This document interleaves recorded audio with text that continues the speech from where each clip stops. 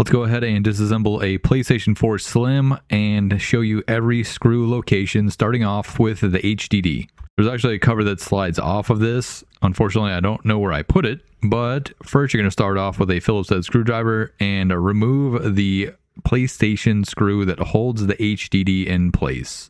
This screw has the PlayStation logos, so the circle, square, triangle, and X engraved into the screw head, so it's pretty easy to find that one. Next, you're going to need a star key screwdriver. This one is an 8x30mm. It has a little hole in the center of the head, so take that into consideration if you have some Torx bits. You're going to start off by removing the one screw on the back of the PlayStation 4 Slim. This is a small black screw. The threads are pretty heavy on it, so it's pretty easy to remember which one that is. And that one looks like this.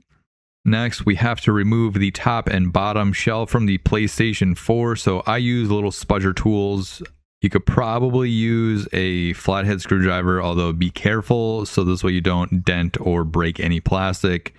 These little plastic spudgers you can get off Amazon. I actually got I think it was a 10 pack for maybe $10, so $1 a piece.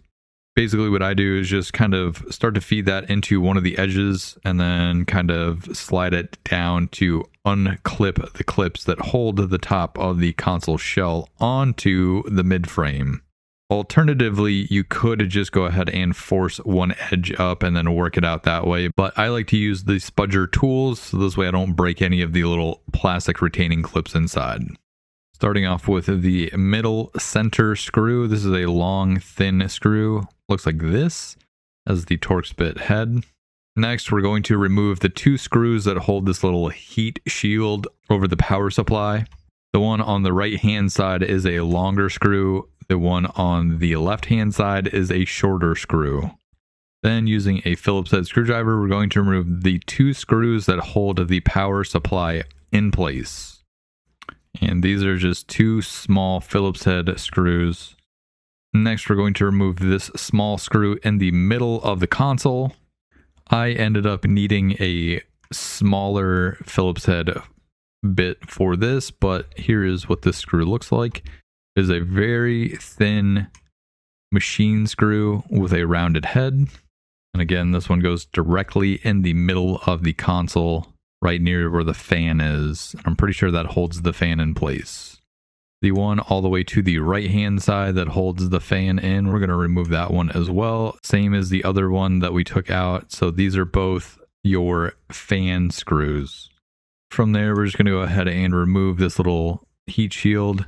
We have one more small screw right here above the fan on the right hand side. That is another Phillips head screw. Now we're going to go ahead and remove the bottom shell or the bottom case from the PlayStation and basically just doing the same thing. I'm just using a little bit of force and a spudger tool to try and pop one of the edges off of the bottom shell. Once you have both edges up, you can then go ahead and use a little bit of force, lift the rear of it up and then push it forward. This should help slide it past the power buttons and all that stuff. I'm also going to be deep cleaning this console as well.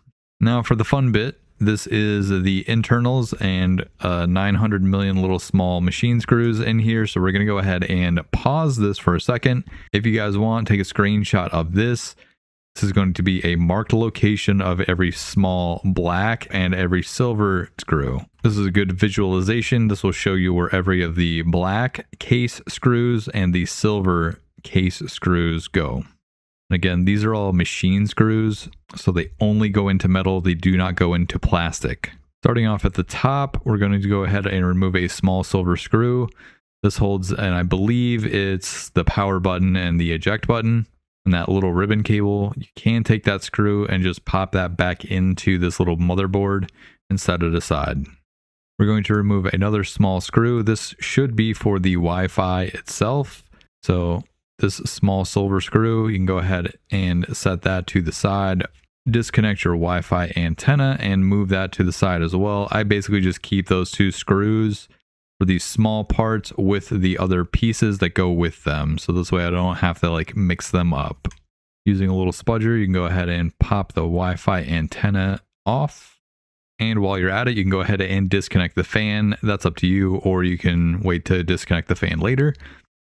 Another small Phillips head screw. So we're just going to go ahead and do all the silver screws right now. There's another small silver Phillips head that goes over here, pretty much on the bottom of where the fan is located. And then from here, I'm just going to work my way down the side of the console and remove all the silver screws and set those to the side. The silver screws on the side over here have a rounded head, the ones that I'm removing right now. There is another small flat Phillips head screw that comes out, which is located near where the Wi-Fi wire goes to connect to the antenna. And then there's these two other small flat Phillips head screws that hold the HDD cage together. So basically your disk drive over here on the left, which is where all these ribbon cables are coming from, directly behind that is the HDD. There's two very small flat Phillips head screws. At this point, you can go ahead and remove your ribbon cables if you would like. Makes it a little bit easier to access all of these black Phillips head screws. For these ribbon cables that have the little like clip in, I basically just use a small spudger to pop that up without trying to break any of the plastic. And for visual purposes, I'm going to go through with a black Sharpie marker and just mark where all of the black screws go. So this way later, when we go to reassemble it, I have a good guess as to where the black screws will go onto this case. After you have marked them, you can then go ahead and start to remove them.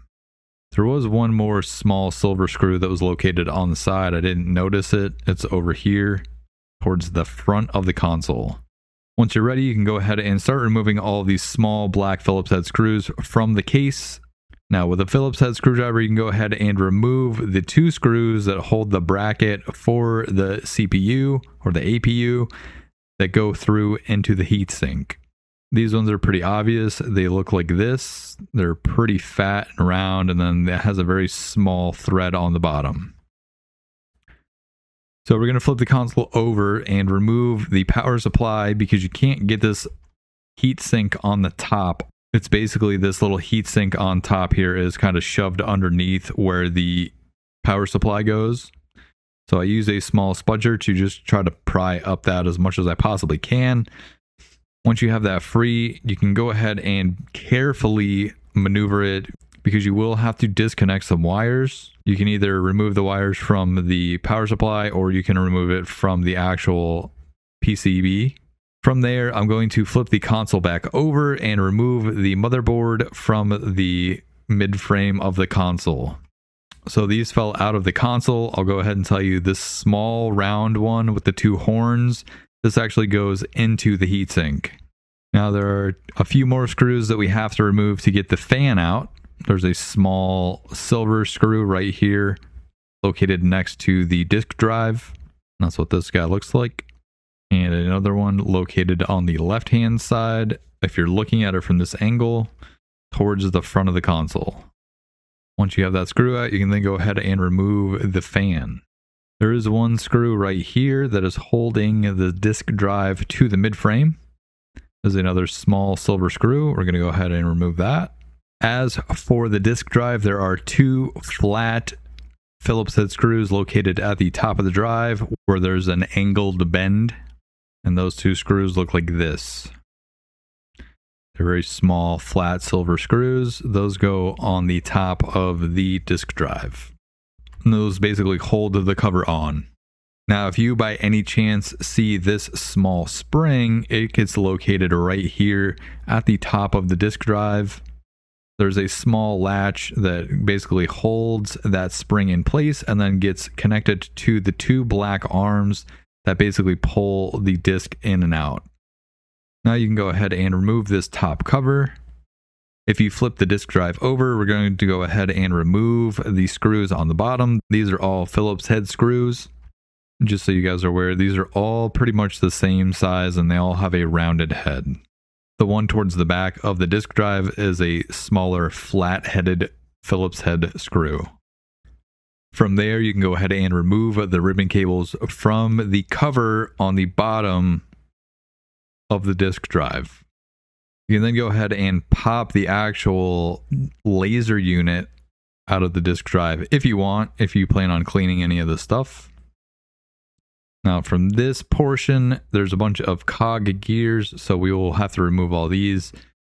There's your drive belt. There is one small Phillips head screw towards the back of the disk drive that holds the motor in place. It is a very small, a very flat Phillips head screw. And it looks like this. Then you can go ahead and remove the motor. And one more Phillips head screw that holds this big cog in place. Again, it is a very small, very flat Phillips head screw that holds this cog in place.